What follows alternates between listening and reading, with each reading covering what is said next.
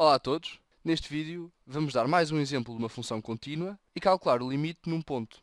Então a função que nós vamos utilizar é f de xy igual a xy sobre raiz quadrada de x ao quadrado mais y ao quadrado. A primeira coisa que nós vamos analisar é a continuidade desta função.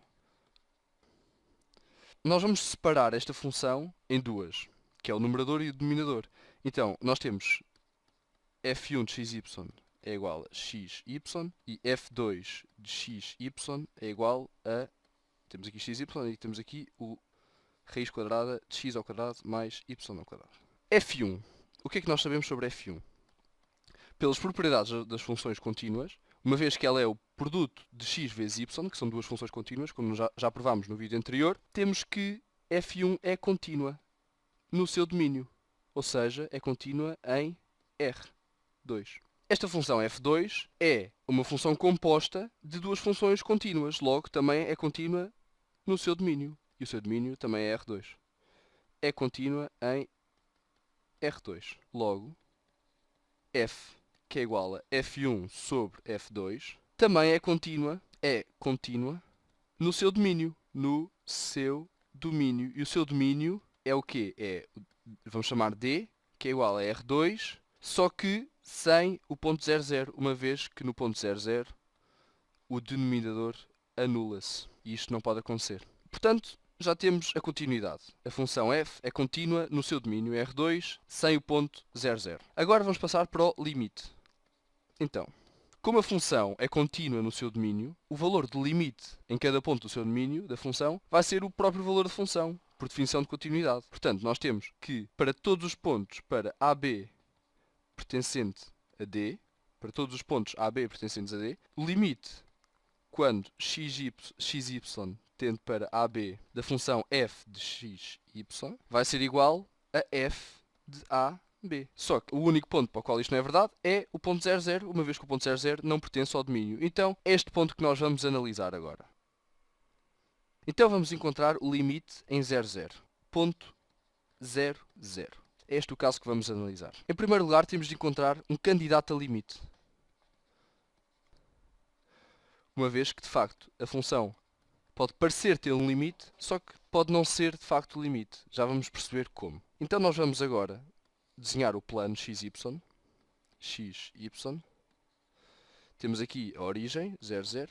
E vamos escolher um caminho segundo o qual vamos analisar os valores da função e o limite da função. Vamos escolher, no nosso caso, uma reta. E esta reta vai ser a reta y igual a 2x. Vai ser o caminho pelo qual vamos analisar a função. Ou seja, vamos pegar num ponto aqui do caminho e vamos exprimir o valor da função em função só de uma variável. Ou seja, neste caso vai ser só em função de x, uma vez que y já se encontra dependente de x segundo esta relação. Uma vez que já temos a expressão da função, vamos fazer tender o x para 0. E quando o x vai para 0, segundo esta expressão, o y também vai para 0, para nos mantermos neste caminho. Portanto, o limite quando x vai para 0 vai ser o limite quando x e y também vai para 0. Então, vamos exemplificar. Vamos concluir isto. Temos f de x, y no caminho, é por isso que eu desenhei a azul, é igual a f de x, 2x. Porque no caminho, y é igual a 2x. Então, e vamos relembrar-nos da função. Vou só subir isto um bocado. Está aqui a expressão da função. Portanto, isto aqui vai ser igual a x vezes y sobre raiz de x ao quadrado mais y ao quadrado. E como y é igual a x, vai ser igual a x vezes 2x sobre raiz quadrada de x ao quadrado mais 2x ao quadrado. Isto aqui é igual a quanto? É igual a 2x ao quadrado sobre raiz de x ao quadrado mais 4x ao quadrado. Isto aqui é igual a 2x ao quadrado sobre raiz de 5 vezes x, porque o x passa para fora da raiz. E isto, para x diferente de 0, é igual a 2 sobre raiz de 5 vezes x, para x diferente de 0.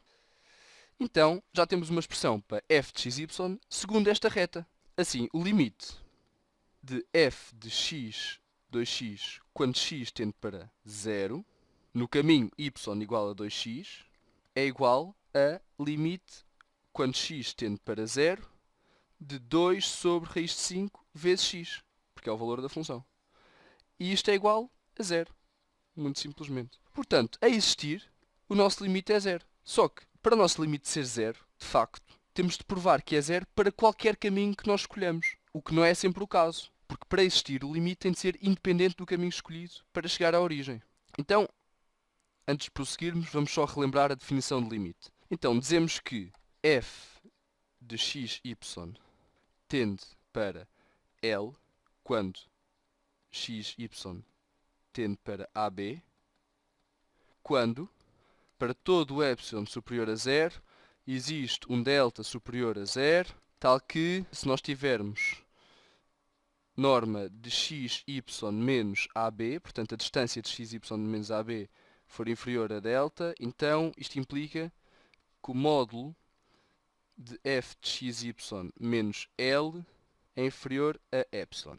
No nosso caso, temos que L é 0 e AB é o ponto 0, 0. Porque nós queremos calcular o limite em 0, 0 e o nosso candidato a limite é o número 0. Então, primeiro vamos calcular esta coisa aqui e relacionar com isto aqui. Portanto, f de xy menos 0 é igual ao módulo de xy sobre raiz de x ao quadrado mais y ao quadrado.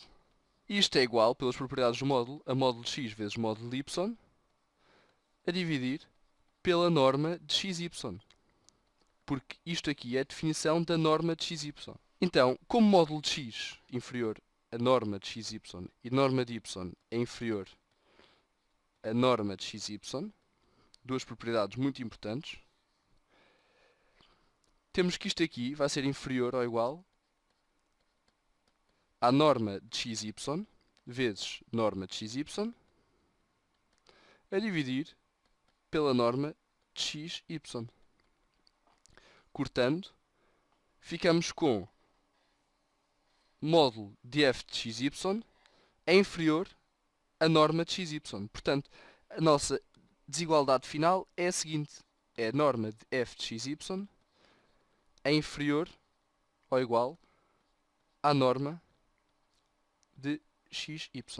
Logo, temos, quando fazemos tender xy para 0, 0, ou seja, quando fazemos tender a norma de xy para 0, obrigatoriamente, quando xy vai para 0, 0, a norma de xy vai para 0.